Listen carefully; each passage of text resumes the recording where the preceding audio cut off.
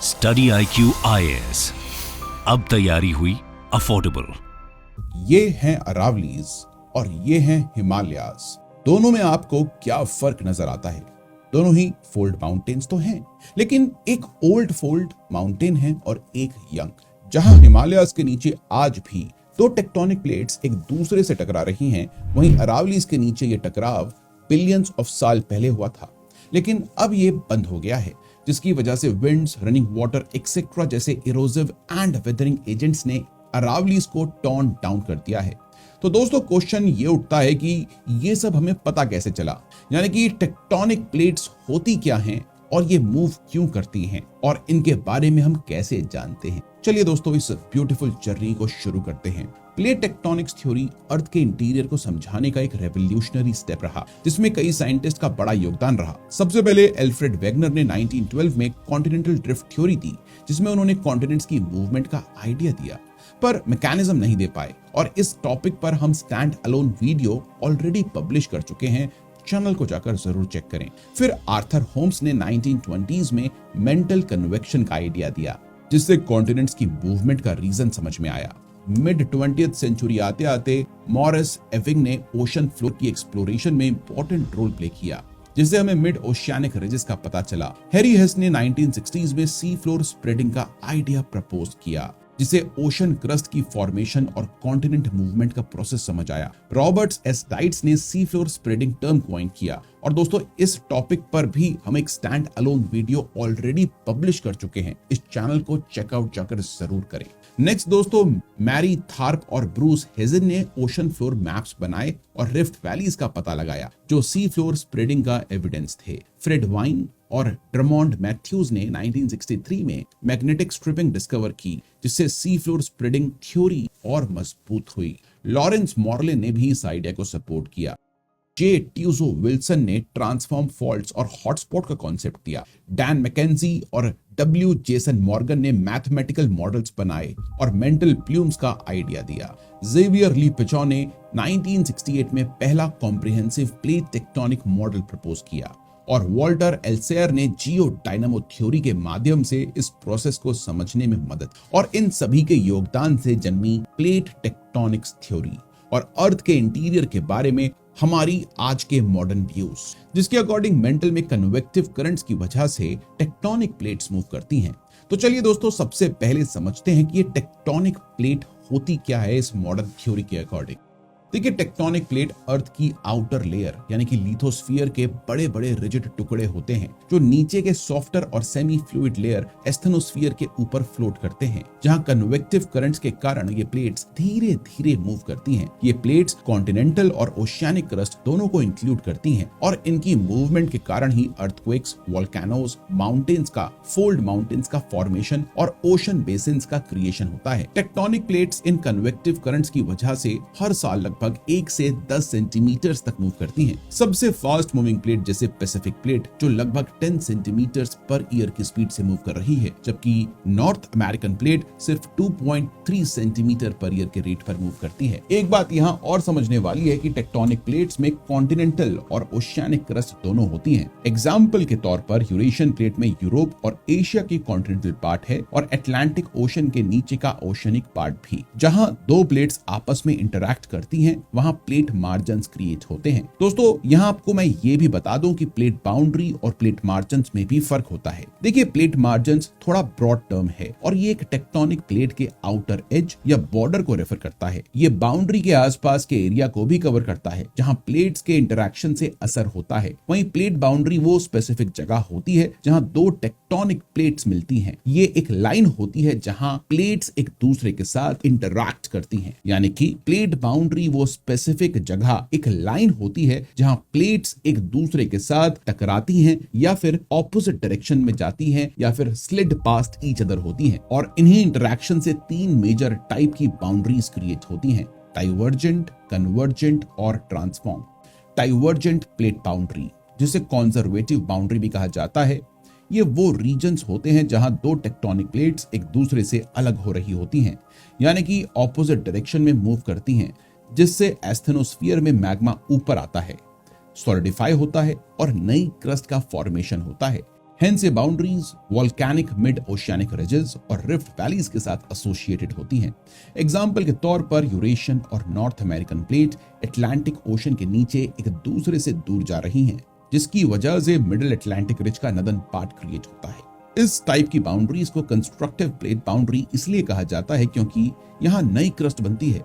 जब दो tectonic plates एक दूसरे से अलग होती हैं तो उनके बीच का गैप फिल करने के लिए नीचे से मोल्टन मैग्मा ऊपर आता है। ये मैग्मा ठंडा होकर सॉलिड रॉक बनाता है जो नई ओशियानिक क्रस्ट का हिस्सा बन जाती है।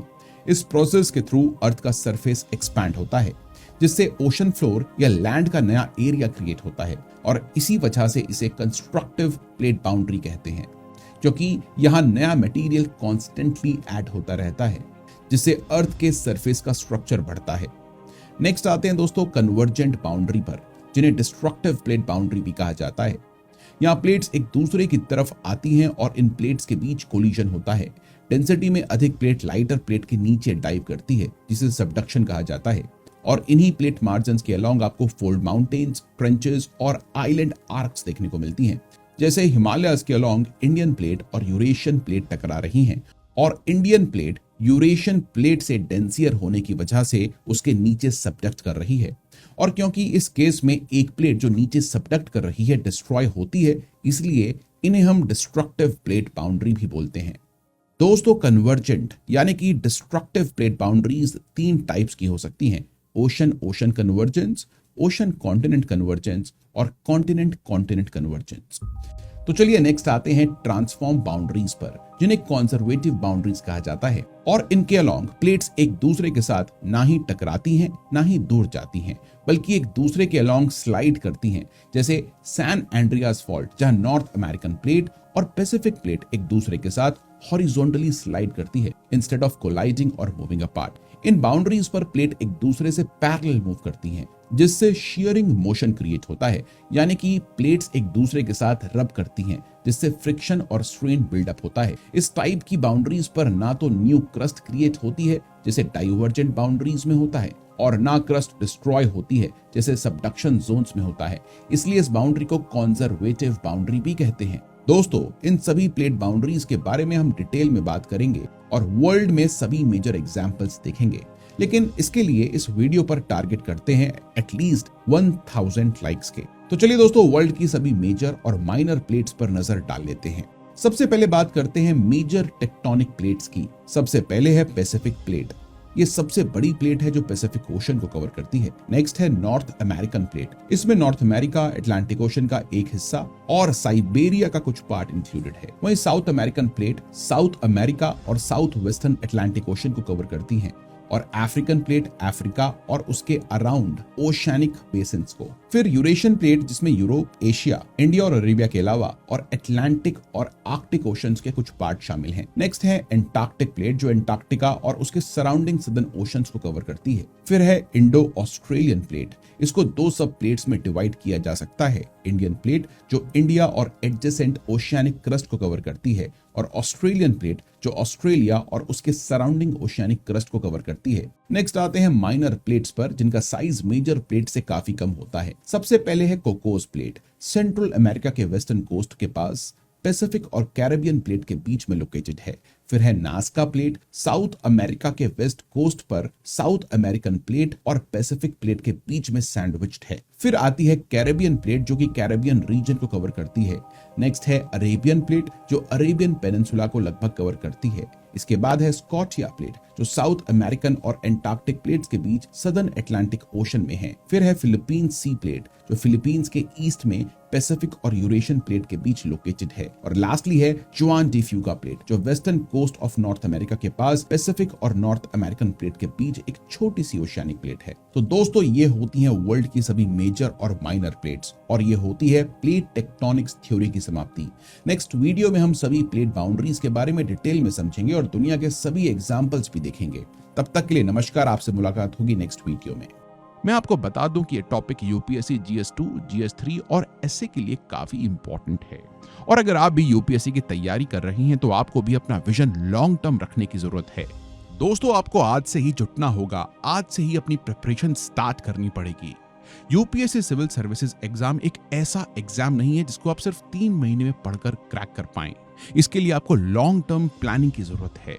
और दोस्तों इसीलिए स्टडी IQ आपके लिए लेकर आया है P2I फाउंडेशन बैचेस। तो दोस्तों अगर आप भी यूपीएससी सिविल सर्विसेज की प्रिपरेशन कर रहे हैं तो आपको भी अपना विजन लॉन्ग टर्म रखना होगा, कंसिस्टेंटली मेहनत करनी पड़ेगी और डेली जुट कर लगना पड़ेगा।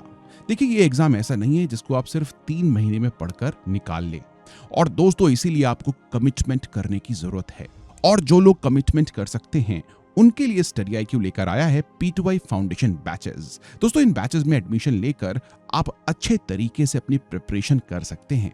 इन बैचेस में आपको पर्सनल मेंटरशिप के द्वारा फुली सपोर्ट दिया जाएगा। इसके साथ साथ हर क्लासेस में आपको आंसर राइटिंग और MCQ प्रैक्टिस तो मिलेगी ही, लेकिन उसके साथ साथ हैंड रिटन नोट्स भी मिलेंगे जो आपका बहुत टाइम सेव करेंगे। तो दोस्तों अगर आप भी इस एग्जाम को एक बार सीरियसली देकर देखना चाहते हैं तो आपके लिए स्टडी IQ का P2I फाउंडेशन बैच है। तो दोस्तों इन बैचेस में एडमिशन लेने के लिए आप मेरे कोड RT Live का इस्तेमाल कर सकते हैं और दिए गए इन सोशल मीडिया हैंडल्स पर आप मुझसे कॉन्टैक्ट भी कर सकते हैं। स्टडी IQ IAS, अब तैयारी हुई अफोर्डेबल।